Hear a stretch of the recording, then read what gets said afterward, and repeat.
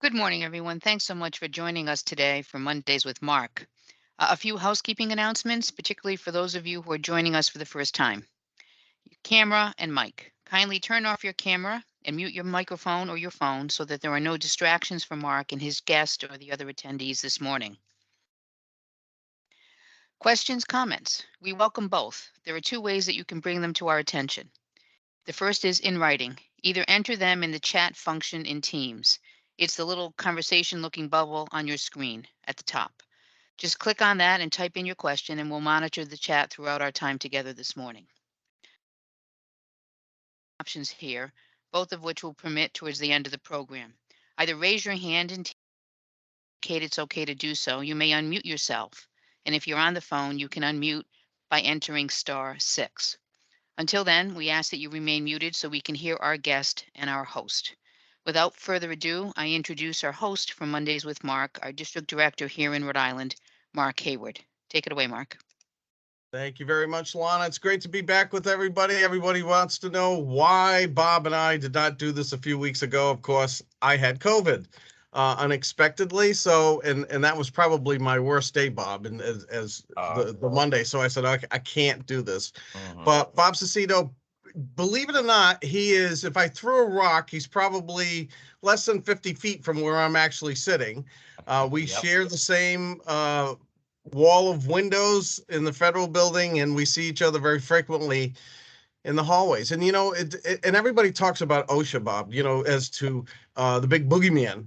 And I think one of the biggest things that you and I have talked about over the years, after I always tell you, please leave my small business people alone, is the fact that OSHA, yes, you have a legislative responsibility to enforce the laws as it relates to the Department of Labor. But on the other side of it, you also have the ability to educate small businesses as to what they should and shouldn't do. So let's start there. What is OSHA all about, and what are you doing currently? And then there's a whole bunch of questions that I have after that. Sure. Well, I appreciate you having me this morning, Mark, to talk about what we can do for small business and how we operate. So basically, OSHA, our mission is to provide a safe and healthful workplace for all employees. And we do that through many ways. Obviously, we do that through enforcement, which most of you are familiar with OSHA enforcement programs. We also do compliance assistance as well, and we have cooperative programs. So to talk a little bit about that, some of the cooperative programs we have our VPP program, which is a voluntary protection program. We also have partnerships and alliances. And the reason that we kind of have like a three-tiered approach is we understand that there are basically three different types of employers out there. You have your larger employers that understand the importance of a safety and health program and have the resources to be able to stay up current with the OSHA standards and run good safety and health programs. They're the type of employers that we evaluate for our VPP program.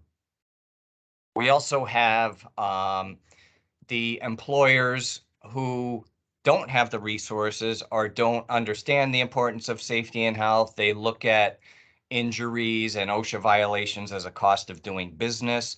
And those are the types of employers that we feel need enforcement. They need us to come in and, issue citations to get them to comply. And the third group, which we found many employers fit in that third group of employers where they want to do the right thing. They just don't know what they have to do. They don't have the resources and are sometimes afraid to approach us to find out what they need to do because they think it's going to trigger an inspection. So, like I said, we do have a lot of compliance assistance efforts going now. Employers can contact us over the phone, ask questions. We have our website that has a lot of good information, OSHA.gov. There are programs on there to help you establish safety and health programs. There's a lot of good information on there.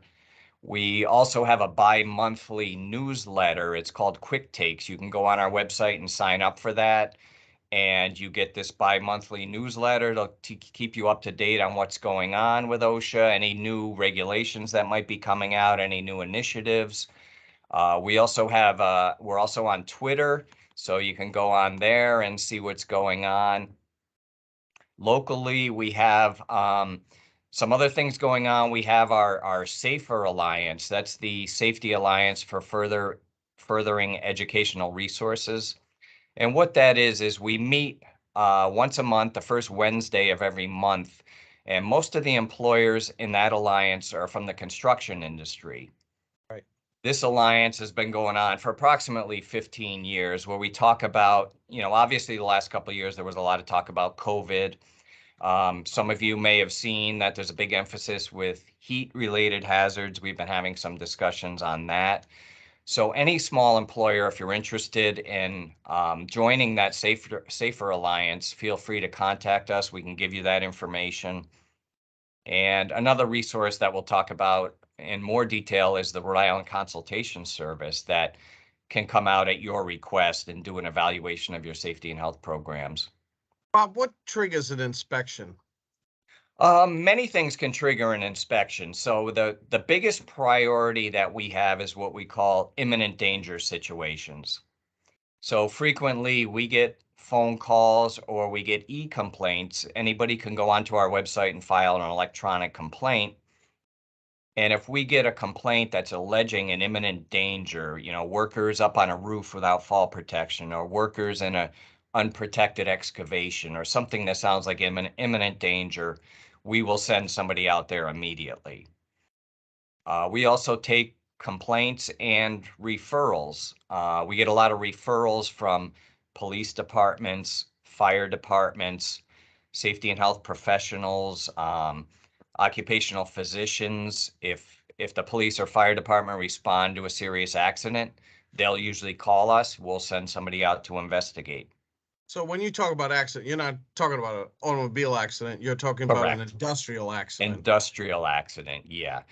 So we do get a lot of other complaints that aren't considered imminent danger. We get complaints from employees, ex-employees, the general public. If they go into a facility and they see something, they can contact us.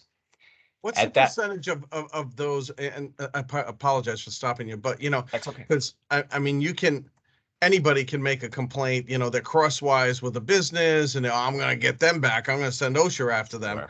But I mean, what's the percentage of actual factual viable complaints with somebody who just says, "Oh, I'm going to go send OSHA after them," versus Yeah, what actually, what can or cannot be a libelous situation?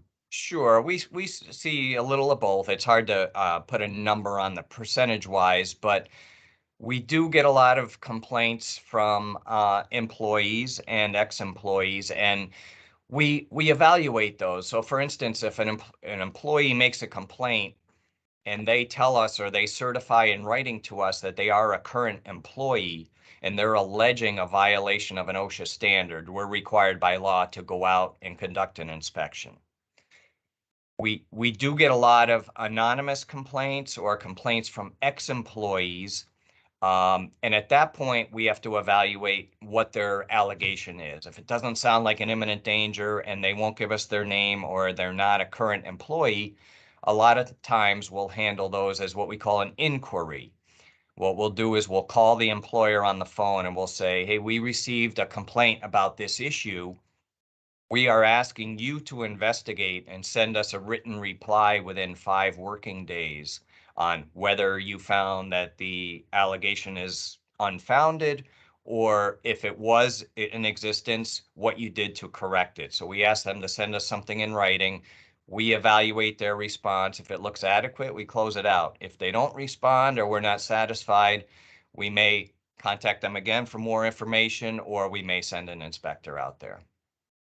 The people who are currently working for pursuing that same line of questioning, Bob, people who are working for a company who identify and say that this is a dangerous situation. I mean, as federal employees, we have the Whistleblower Protection Act. Yes.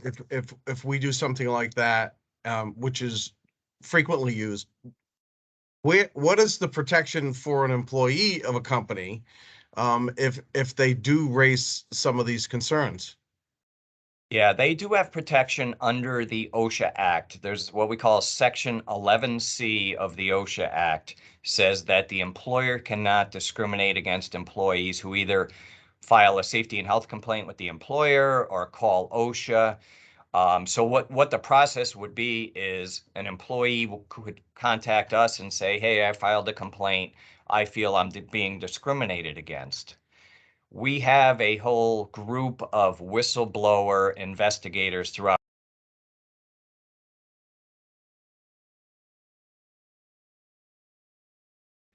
That was the reason the person was being discriminated against. Now, our whistleblower investigators don't just handle 11C complaints. They have 25 different statutes of whistleblower laws that they investigate. So they're very busy with all kinds of whistleblower complaints. But technically, it is illegal for an employer to fire or discriminate against an employee for filing a complaint. What But then we happens have if to. that whistleblower investigates and finds that the complaint is um, retribution for an action that was taken by the owner and has no merit? What happens in that case? Because what I'm trying to get, yes, we know that if the employer is provided or has done something that they shouldn't have done, that there are consequences for that. What Sure. happens to the employee who files it because they didn't get what they wanted? Is there any consequences for them? Well, what we do when our whistleblower investigators do their investigation, they get the company's position as well, ask them what happened, and interview witnesses, as many witnesses as possible. If they determine the case has no merit, they'll let the complainant know that they found no merit and they'll dismiss the case. There's no retribution against that complainant or anything to that effect. The case just does get dismissed. And a lot of times our investigators will look into it and get to a point where they may approach the employer and say, hey, it looks like this complainant may have a case, and they'll talk about settlement. What will it take to settle this case? And sometimes they'll work out a settlement agreement. If the employer does not wish to settle it, and we do find that it was a merit case, then we can issue findings and order the employer to give that employee either back pay or their job back or something to that effect. And what if there's no merit? If there's no merit, we let the employer and the complainant know that there was no merit to the case and the case is dismissed. And they can take whatever action they deem reasonable. Who, the employer you're talking about? Or Yes. Yep. correct. And, Yes. and the reason why I raise this, Bob, is because it's the old adage of you can indict a ham sandwich, and when it goes on the front page of the Providence Journal, and everything is adjudicated, and there was no basis for that Right. allegation. How do the old saying is, how do I get my good name back? And I just think a lot of small businesses that we talk to on this side of the fifth floor versus your side of the fifth floor are just saying, listen, I'm doing my very best to make sure that I expend dollars and do things that's right. There are Sure. occasions where nothing is perfect, and we all need to have a little bit of training, and I want to get into that training. But they're saying now, how do I get my good name back if somebody has filed a false allegation against us? And the other thing, Bob, is you all don't. This is not press worthy, so to speak. You're Correct. not going to go out and talk to the press. This is all confidential, correct? Correct. There have been some big cases where we have found merit, and if there is a large settlement involved, then there could be a press release. But just somebody filing a complaint wouldn't normally be leaked to the press. There would be no press release on something like that. Right. But there was recently a case in Massachusetts where it was found that an employer discriminated against an employee, and we found merit findings, and there was a large settlement awarded to that employee, and there was a press release put out. And the reason for a press release is to let other employers know that, hey, this isn't okay to be discriminating against your employees. And if you do, this is what could happen. So what are your resources to small businesses just to make sure that they're in compliance?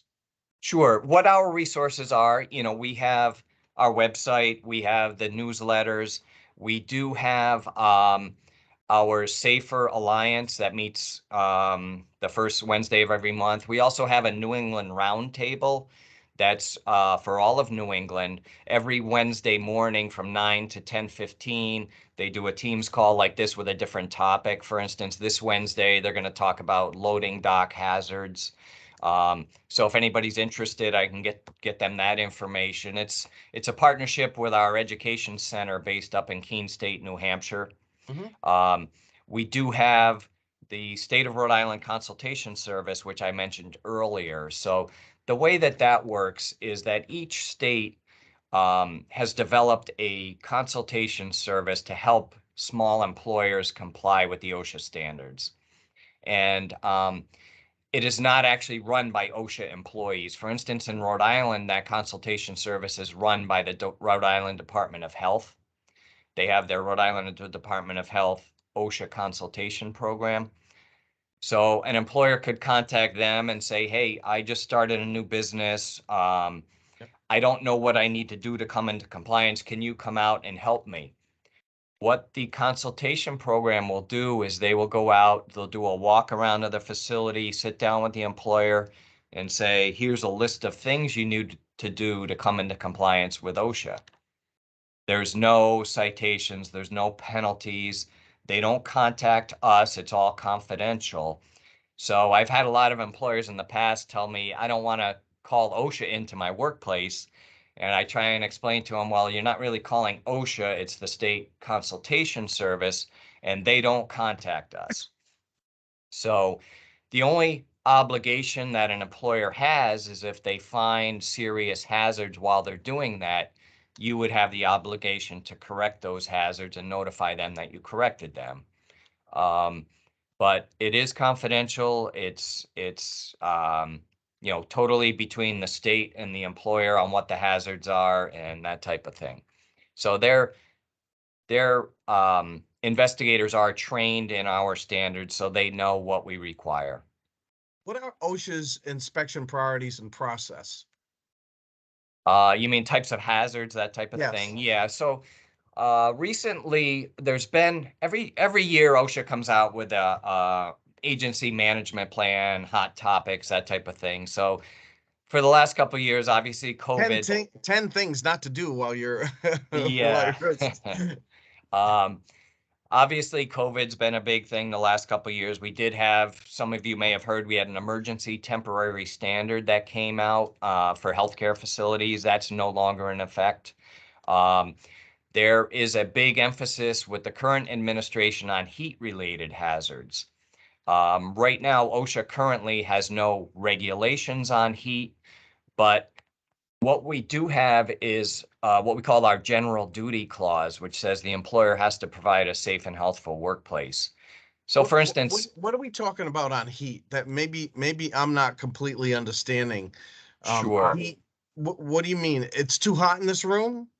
Yeah, yeah, it's indoor hazards and outdoor hazards. So for instance, we get a call from a construction crew doing a roofing job where it's 98 degrees out and 100% humidity, and they're out there working all day.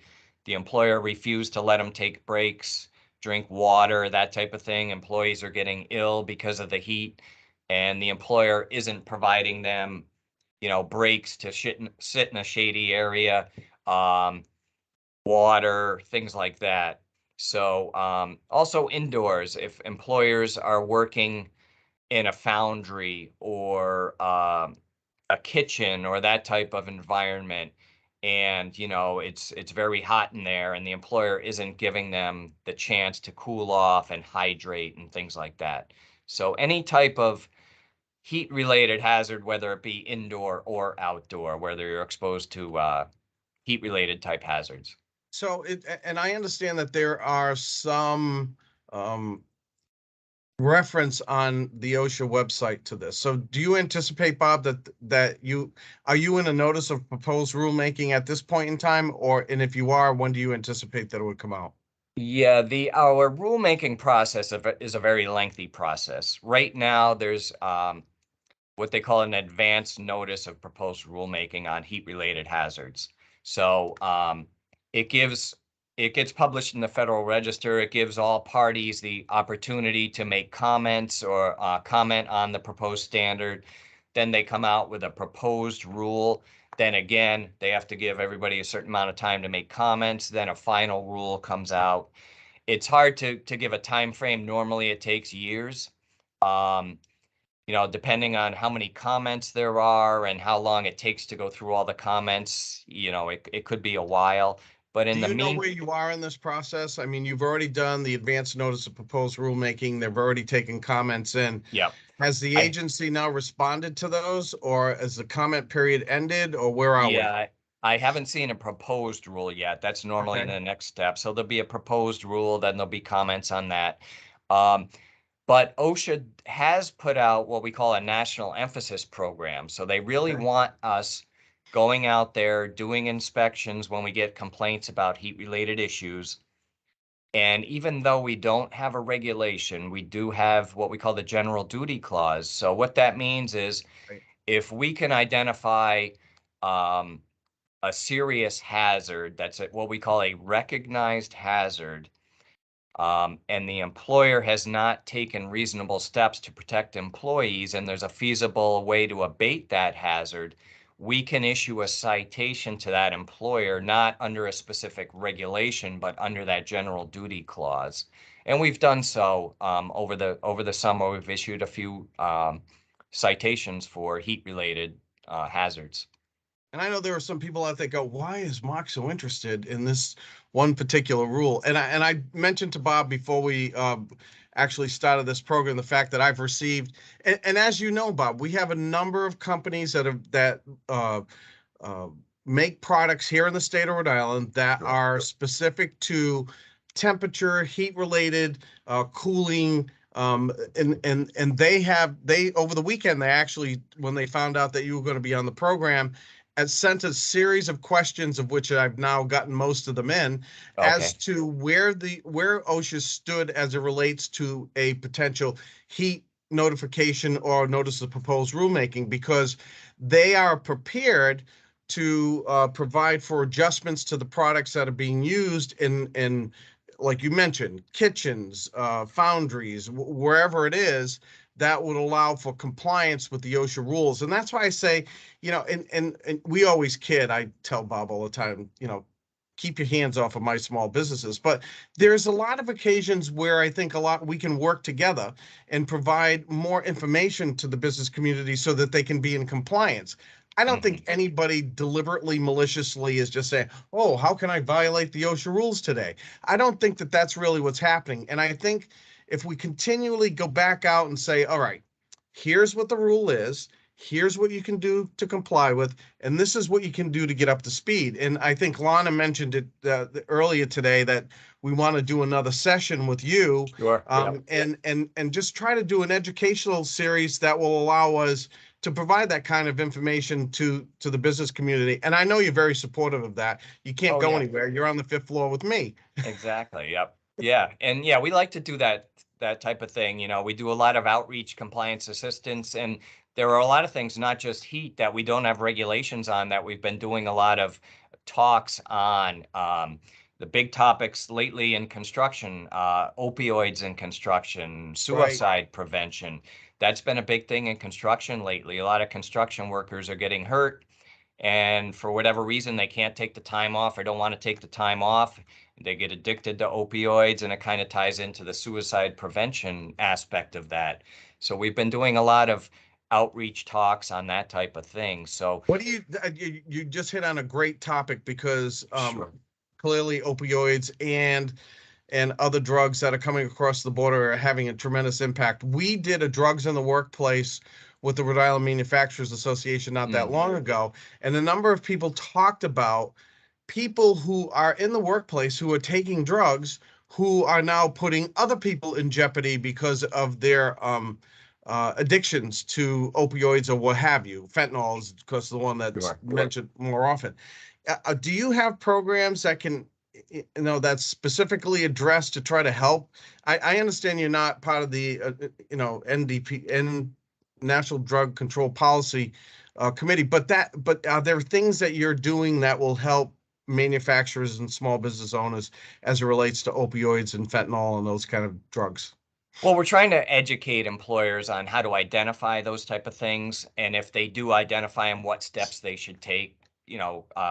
Try and get the employee help. What type of programs are out there? We don't necessarily, our people, you know, wouldn't go out there and provide counseling and that type of thing, but we would try and educate the employer on what resources are out there and in different areas they could go to find help.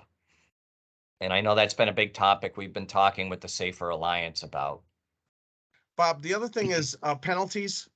And Yes. a lot of people go, "Oh my God, I got a $25,000 penalty from OSHA because I didn't do X, Y, and Z." Mm. So if an individual or a company gets cited and there's a penalty, and I'm assuming that there's a series of penalties that are basically that are automatically assigned based upon the significance of the violation, correct? Well, And not necessarily an amount. There are statutory maximums. So for instance, right now, the maximum penalty for what we consider a serious violation is $14,502. And the reason it's an odd number is back in 2015 with the Inflation Adjustment Act, all federal agencies that issue penalties were required to every year raise those penalties to keep up with inflation. So years ago, our maximum penalty was $7,000, and every January it gets increased. So right now it's up to just over 14,500. so what's it going to So be when we get to January of what, since we have 9.3% inflation? yeah, you're probably close to 16,000. Yeah, yeah, Mm. whatever inflation is. So what we do, we identify a violation, and then we say, okay, what's the severity of the hazard and what's the probability of an accident? Based on that severity and probability, it gets assigned a dollar amount. Then we take certain factors in as reduction factors, the size of the employer, their history, their good faith, how good their safety and health programs are, put that into a calculation, and that comes out with the penalty. So one employer for a violation for fall protection might have a different penalty than another smaller employer with no history. It's not a set amount. This violation is this number of dollars.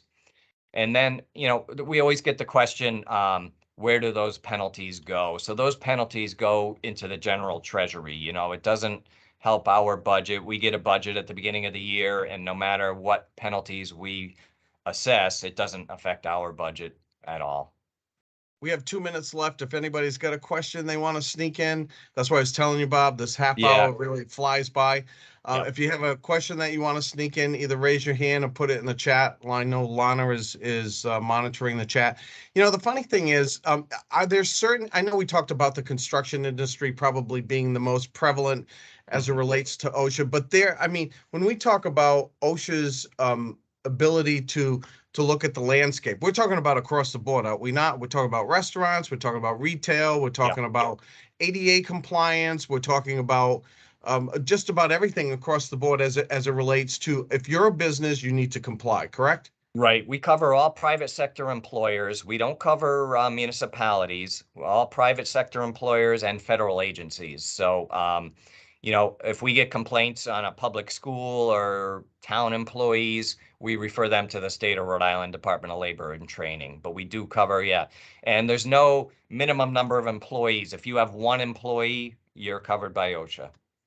Well, that's great. We're at the end of the road, Bob. Is there anything you want to tell everybody before we sign off? I just want to tell everybody, be proactive, don't be afraid to contact us. It doesn't, people call us and say, the first question a lot of times I get is, do you have caller ID? They don't want to know who's calling. So It's not going to trigger an inspection. We like to assist employers. I'd much rather assist you and help you develop a good safety and health program than have to go out and issue penalties. So feel free to call us, go on our website. There's a lot of good information out there. We've been doing a lot of work with different employee advocacy groups. We had a meeting the other day with the Guatemalan consulate because there's a big emphasis now on helping vulnerable workers. So we're trying to get information out in Spanish. So, if you have Spanish speaking people, go on our website. There's a lot of good information in there on Spanish as well. So yeah, just feel free to contact us. Go on our website. If you have any questions, like I said, don't hesitate to call. Appreciate it very much. We're now at the bottom of the hour. So thank you very much, everybody. It's great to see Bob. I'll see you in the hallway. All right, and thanks. remember, if you have any questions, please, send them in to us. And until next time, this is Mark Haywood. We'll see you then. Bye now. Bye.